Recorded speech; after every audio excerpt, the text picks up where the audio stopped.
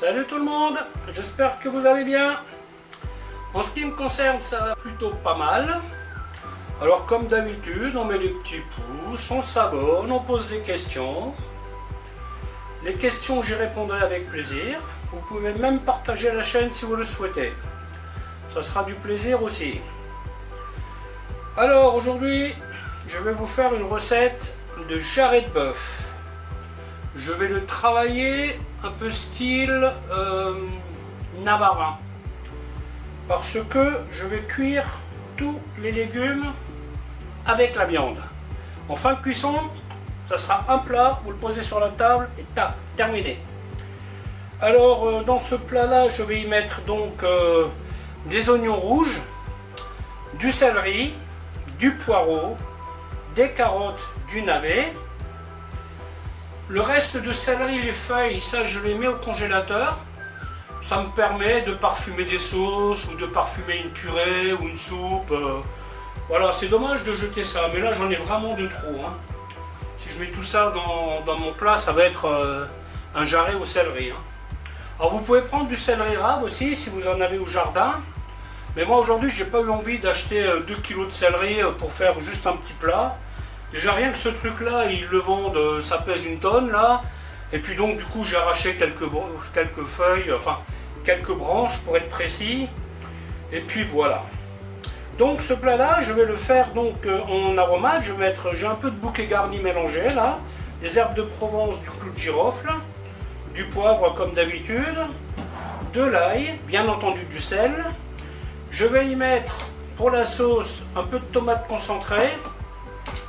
Et ensuite, je vais utiliser les tomates en cubes. Comme je vous l'ai déjà dit, quand je fais des sauces, j'aime bien utiliser ces tomates là parce qu'elles font une petite liaison.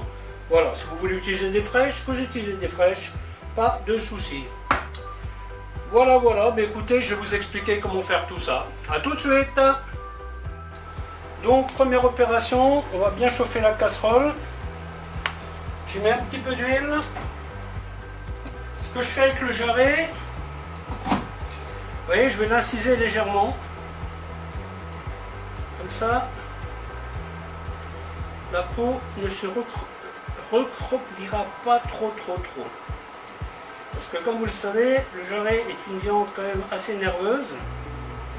Ce qui m'embête, c'est que là, il est bien rond, tout beau, et une fois qu'il est cuit, il fait comme ça, il se... Donc moi, quand j'y pense, parce qu'évidemment, j'y pense pas toujours, eh bien, je fais des petites incisions. Voilà. Ça va compenser un peu le côté rétrocréation.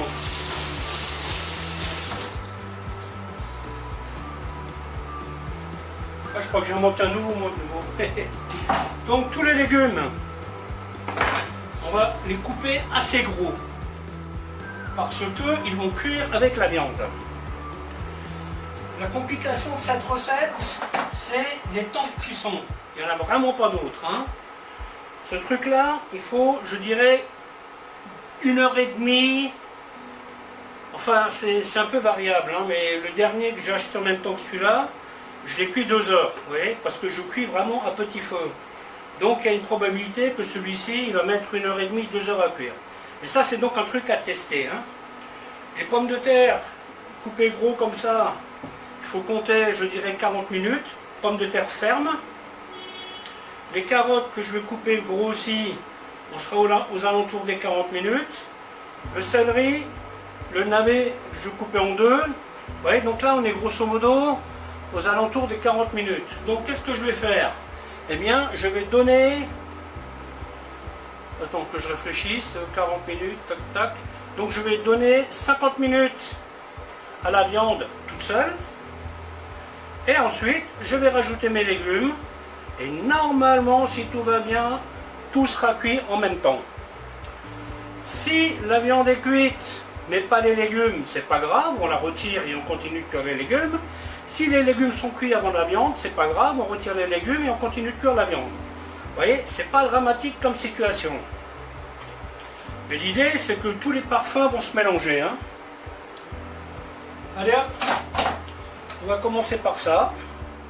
Alors quand vous faites ça, pensez toujours à prendre une casserole assez grande. Hein.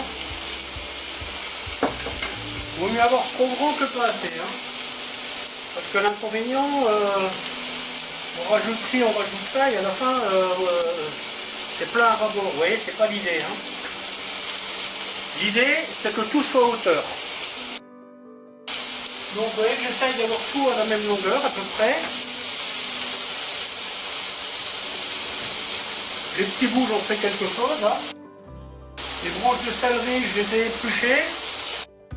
Les navets, je vais les laisser comme ça. Hein. Quitte à les retailler après pour la déco. Pour la cuisson, je vais les laisser comme ça. 2 petits clous de girofle.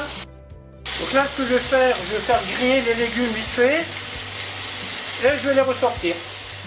Voilà, ça donnera un petit goût supplémentaire.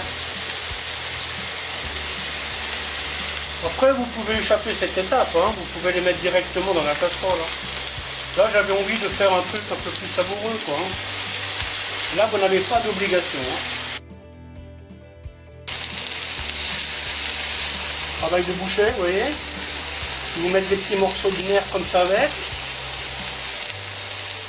Ça fait du poids en plus.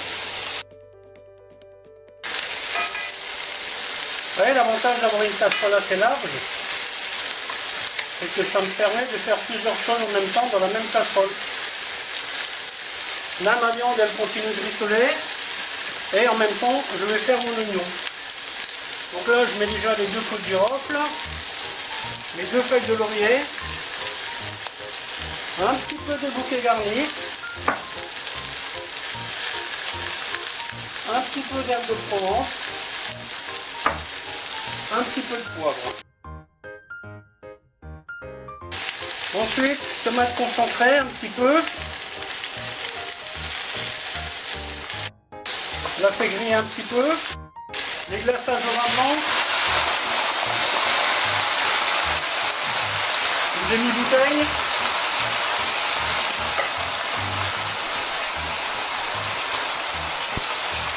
Je porte à ébullition vite fait. On met la tomate.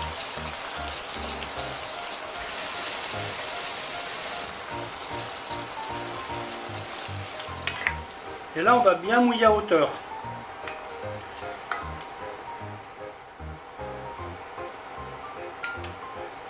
Un petit peu d'ail.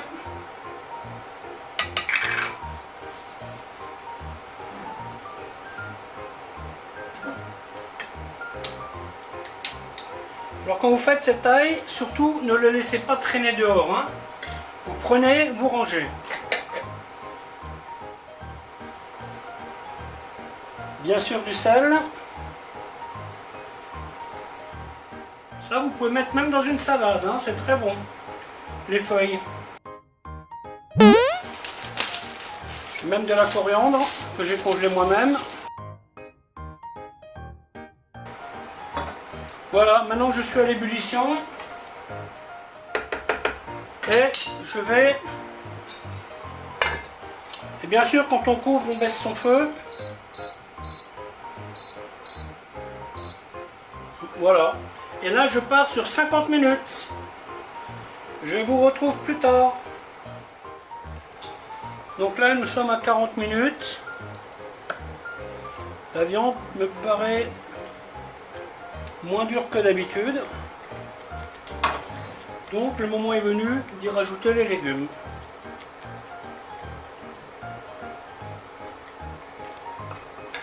Et donc là, je pars sur 35 minutes.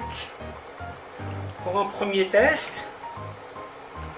Et bon là je pense que 35 minutes pour mes légumes là c'est un peu optimiste. Hein.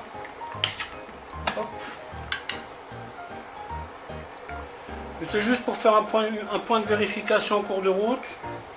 Parce que d'ici 35 minutes il y a une probabilité que ma viande soit cuite.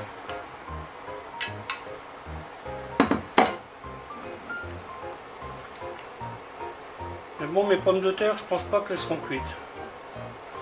Alors comme dit, hein, c'est pas une fatalité si ça colle pas à la minute près. L'idée c'est de vérifier. Hein. Si votre viande est cuite plus vite, ben, vous la sortez et vous finissez de cuire les légumes. Et si ce sont les légumes qui sont cuits avant, ben, Vous sortez vos légumes et vous faites cuire votre viande. Voilà, et donc là, je repars sur 35 minutes à couvert. Par contre, ce que je vais faire, je vais booster. Une bonne ébullition. Ce que j'aime bien avec ces viandes à mijoter, c'est que vous avez toujours un super parfum de sauce. Hein. On sait bien qu'après 1h30 de cuisson, là j'aurais pu rajouter des os à moelle, j'aurais pu rajouter de la gîte. En fait, ça c'est un plat tel que je le fais aujourd'hui, il est pas mal avec les viandes à pot-au-feu. Par contre, je vous déconseille le paleron, hein, parce que le paleron, il y a toujours ce noyau là, en cartilage, que moi j'aime bien, hein, mais bon, beaucoup de gens n'aiment pas. Hein. Ouais, donc une bonne ébullition. Et si la sauce elle est trop liquide, alors moi je vais probablement la garder liquide, hein. Mais si vous avez envie d'avoir une sauce plus épaisse, une fois que tout est cuit, vous sortez tout, la viande, les légumes et tout, et vous faites réduire votre sauce. Là, j'ai pas envie de mettre de liant. Vous voyez, je ne mettrai pas de farine, pas de fécule, pas de maïzena. Je pense que ma sauce va rester assez liquide, hein, ça me convient bien. Vous voyez, je pourrais dire je vais la cuire à découvert. Comme ça, elle va réduire en même temps.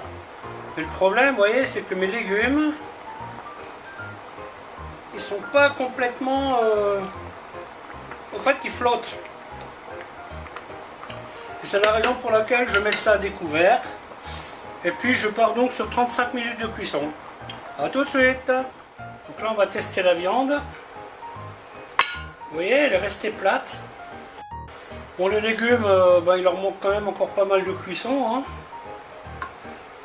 Alors cette viande là, il faut savoir que moi j'aime bien quand elle est bien cuite. Hein.